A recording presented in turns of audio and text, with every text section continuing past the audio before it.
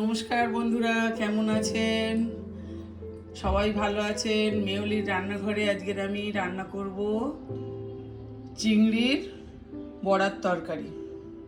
তার জন্য নিয়ে নিয়েছি আমি 200 গ্রাম চিংড়ি ছাড়িয়ে, এটা আমি বেটে নেব। এর সঙ্গে দেবো কয়েক কোয়া রসুন, 5টা-6টা কাঁচা লঙ্কা আর ছোট হাফ মালা নারকেল দিয়ে এটা আমি প্রথমে বেটে নেব।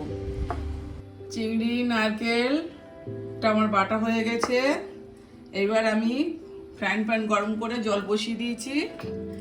আর আমি এর জন্যে নিয়েছি আজকের দুটো বড় বড় আলু, বড় সাইজের একটা পেঁয়াজ কোচা, একটা টমেটো। আমি জল বসিয়েছি, আমি এটাকে ভাজবো না। জলটা গরম হলে আমি এইভাবে ছেড়ে দেবো ওকে। আমি এটাতে একটু হলুদ, অল্প করে হলুদ দিয়ে দিলাম। আপনারা হলুদটা দিতেও পারেন, নাও দিতে পারেন, কারণ আমি শুধু একটু দিয়ে দিলাম। জলটা আমার ফুটে গেছে। এবার আমি এগুলো বড়ার আকারে ছেড়ে দেব। এই রান্নাটা আমার ঠাকুমার রান্না। আপনারা একবার এইভাবে সহজ পদ্ধতিতে বাড়িতে করে খেয়ে দেখবেন, দেখবেন খুবই ভালো লাগবে।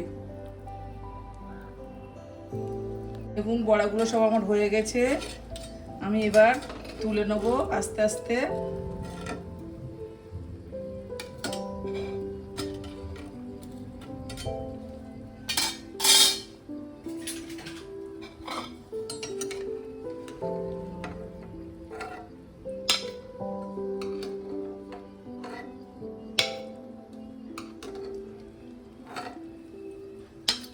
আমার ভাপানো হয়ে গেছে। এবার আমি ফ্রাইং প্যানটা বসিয়ে দিয়েছি, তেল দিয়ে দেব।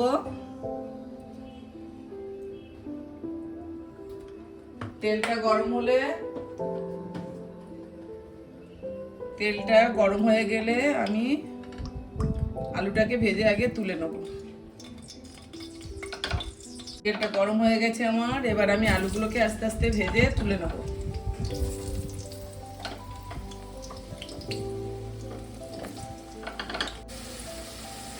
আলুগুলো আমার ভাজা হয়ে গেছে। এবার আলুগুলো আমি তুলে নেব।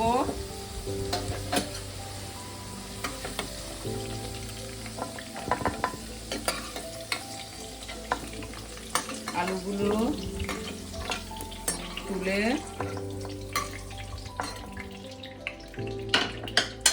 আমি দুটো শুকনো লঙ্কা, একটু গোটা গরম মশলা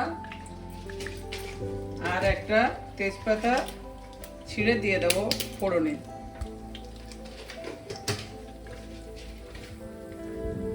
একটু গোটা জিরে ফোড়ন দিয়ে দিলাম।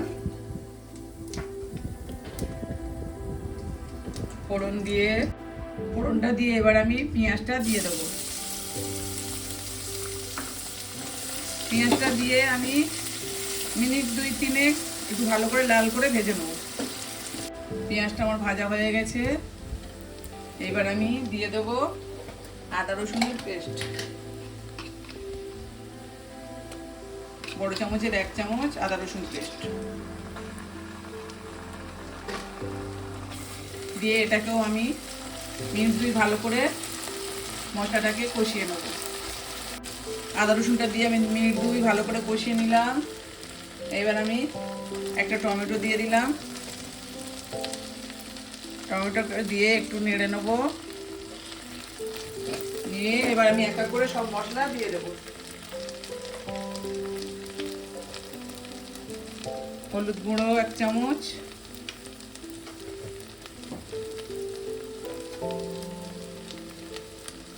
জিরার গুঁড়ো 1 চামচ,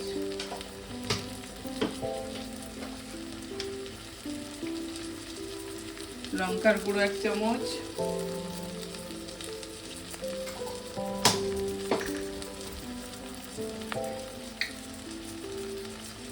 ধনিয়ার গুঁড়ো 1 চামচ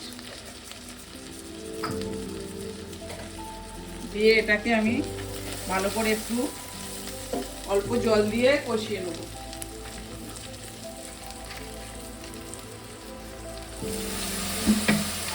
জল দিয়ে কষিয়ে নেবো, একটু নুন দিয়ে দেবো।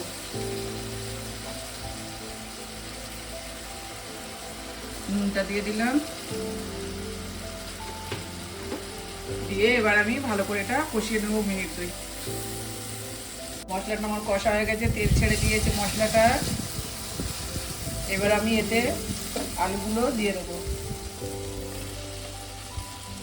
আলুগুলো দিয়েও আমি একটু নেড়ে চেড়ে নেবো ভালো করে। মশলাগুলোর সঙ্গে একটু আলুটা ভালো করে একটু নেড়ে নেবো, মিনিট 2 নেড়ে নেবো। আলুটা মিনিট 2 মশলার সঙ্গে কষিয়ে নিয়েছি, আলুটা তেল ছেড়ে দিয়েছে। এবার আমি জল দিয়ে দেবো।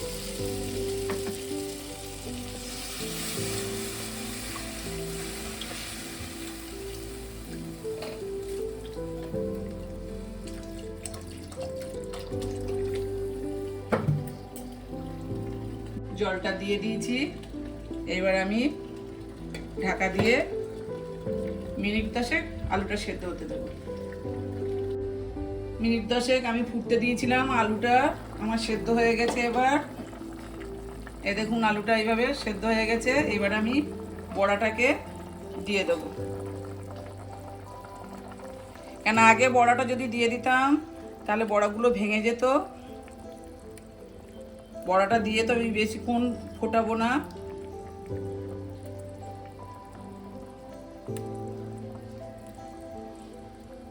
ওগুলো সব আমি দিয়ে দিয়েছি, দিয়ে আবারও আমি মিনিট 5 চাপা দিয়ে এটা হতে দেবো। তার আগে আমি একটু চিনি দিয়ে দেবো।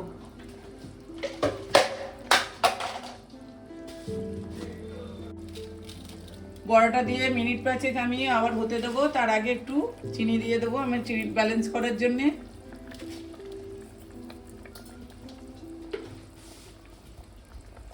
এবার আমি এটাকে চাপা দেব। 5 মিনিট পরে আমি ঢাকাটা খুলে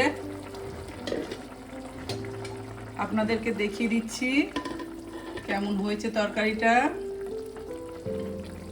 এবার একটু আমি গরম মশলা দিয়ে নামিয়ে নেব।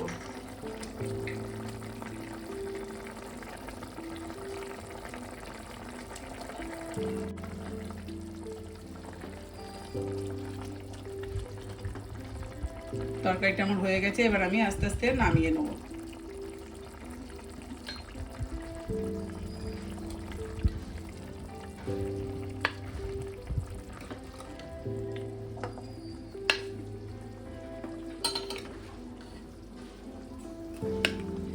কত সুন্দর দেখতে হয়েছে দেখুন, খেতেও খুব সুন্দর হবে। আপনারা বাড়িতে এইভাবে একবার করে খেয়ে দেখবেন। ভালো লাগলে কমেন্ট, লাইক, শেয়ার করবেন। নতুন বন্ধুরা সাবস্ক্রাইব করবেন।